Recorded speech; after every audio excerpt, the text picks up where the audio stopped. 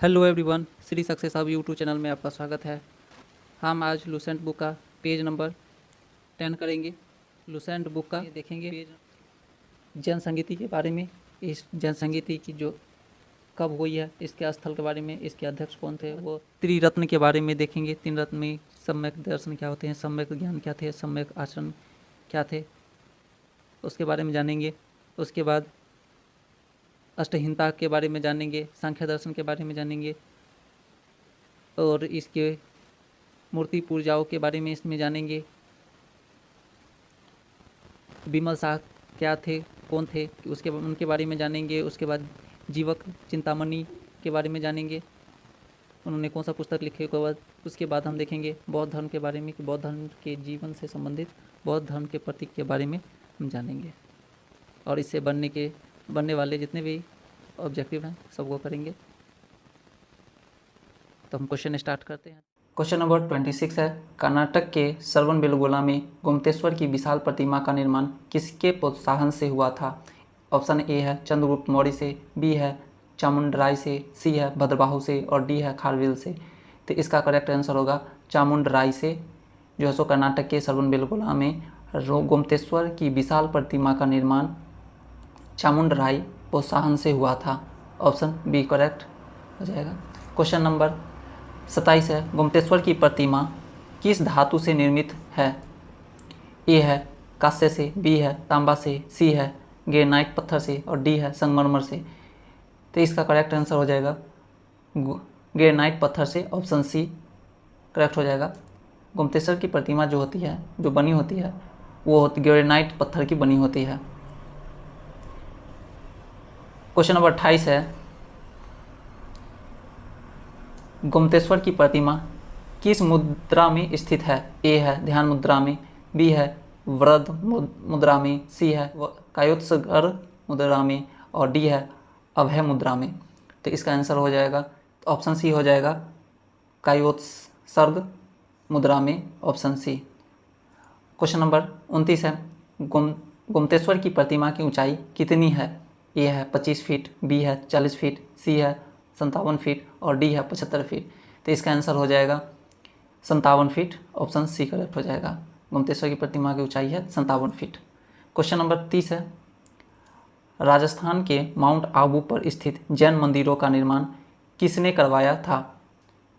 ए है ऑप्शन खारवेल ने, बी है विमल शाह ने, सी है अमोघवर्ष ने और डी है चंद्रगुप्त ने।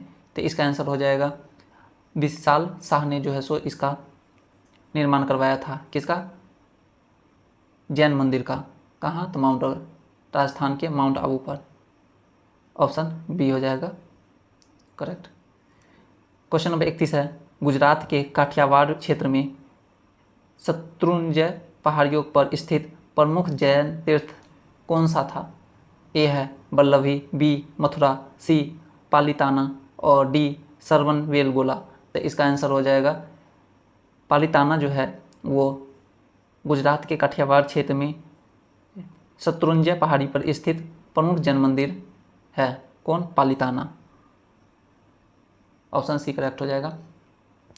क्वेश्चन 32 है, खजुराहो में जैन मंदिरों का निर्माण किस वंश के शासकों द्वारा किया गया था? ऑप्शन है ए राष्ट्रकूट वंश, बी है चंदेल वंश और सी है गुप्त वंश और डी है मौर्य। तो इसका करेक्ट आंसर होगा चंदेल वंश द्वारा, ऑप्शन बी। इनके द्वारा खजुराहो में जैन मंदिर का निर्माण करवाया गया, चंदेल शासकों द्वारा। क्वेश्चन नंबर 33 है, तमिलनाडु के पुदुकोट्टई जिले में तमिलनाडु के पुदुकोट्टई जिले में स्थित सीतनवासन गुफाएं किस धर्म से संबंधित है? ऑप्शन है ए बौद्ध धर्म से, बी शैव धर्म से, सी जैन धर्म से, डी वैष्णव।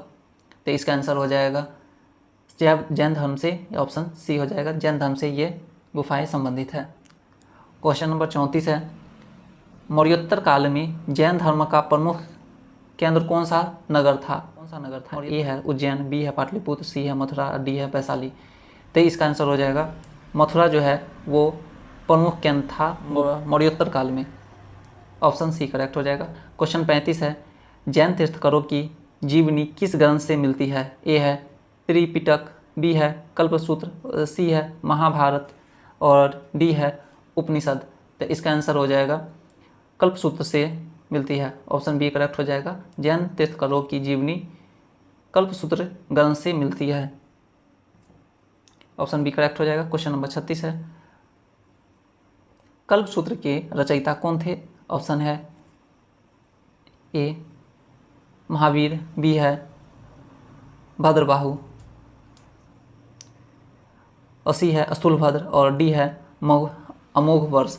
तो इसका आंसर हो जाएगा भद्रबाहु। ऑप्शन बी करेक्ट हो जाएगा, यानी कल्पसूत्र के रचयिता भद्रबाहु थे। क्वेश्चन नंबर 37 है, महावीर स्वामी को 468 ईसा पूर्व में कहाँ निर्वाण प्राप्त हुआ था? ए है मथुरा में, बी है वैशाली में, सी है पावापुरी राजगीर बिहार में, और डी है कुशीनगर में। तो इसका आंसर हो जाएगा पावापुरी राजगीर बिहार में जो है so option C, Mahavir Swami को 468 ईसा पूर्व में निर्वाण हुआ था। क्वेश्चन नंबर 38 है, महावीर स्वामी की मृत्यु किस आयु में हुई थी? ए है 60 वर्ष की आयु में, बी है 72 वर्ष की आयु में, सी है 80 वर्ष, डी है 90 वर्ष की आयु में। तो इसका आंसर हो जाएगा 72 वर्ष की आयु में जो है वो महावीर स्वामी की मृत्यु हुई थी। ऑप्शन बी करेक्ट हो जाएगा। क्वेश्चन नंबर 39 है, जीवक चिंतामणि नामक जैन महाकाव्य के लेखक कौन थे? ए है भद्रबाहु, सी है तिरुत्ककतेवर, और सी चामुंडराय, और डी अमोघवर्ष। तो इसका आंसर हो जाएगा तिरुत्ककतेवर, बी करेक्ट हो जाएगा। ये जो है सो महाकाव्य के लेखक थे। कौन सा महाकाव्य? तो जीवक चिंतामणि नामक जैन महाकाव्य के। क्वेश्चन नंबर 40 है, जीवक चिंतामणि महाकाव्य किस राजकुमार के जीवन पर आधारित है? ए है महावीर, बी है भरत, सी है जीवक, और डी चंद्रगुप्त। तो इसका आंसर हो जाएगा जीवक। ऑप्शन सी करेक्ट हो जाएगा। इसी के जीवन पर आधारित है। इस बुक का नाम क्या है? महाकाव्य का क्या नाम है? तो जीवक चिंतामणि। क्वेश्चन नंबर 41 है, जीवक चिंतामणि को किस नाम से भी जाना जाता है? क्वेश्चन नंबर ए है वीर नूल, बी है धर्मनूल, और सी है मननूल, और डी है तपनूल। इसका आंसर हो जाएगा मननूल। Option C. क्वेश्चन नंबर 42 है,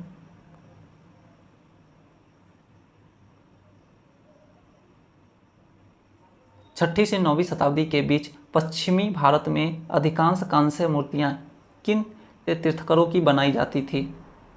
ए है महावीर की, बी पारसनाथ आदिनाथ और महावीर, और सी है केवल महावीर, और डी है केवल पारसनाथ।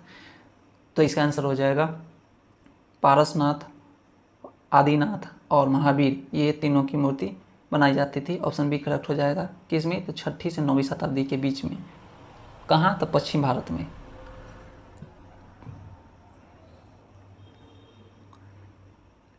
क्वेश्चन नंबर 43 है, अकोटा जिस गुजरात में है में प्राप्त कांस्य मूर्ति में तीर्थंकरों को किस प्रकार दिखाया गया है? ए है युद्ध करते हुए, बी ध्यान मुद्रा में सिंहासन पर, सी खड़े युद्ध मुद्रा में, और डी नृत्य करते हुए।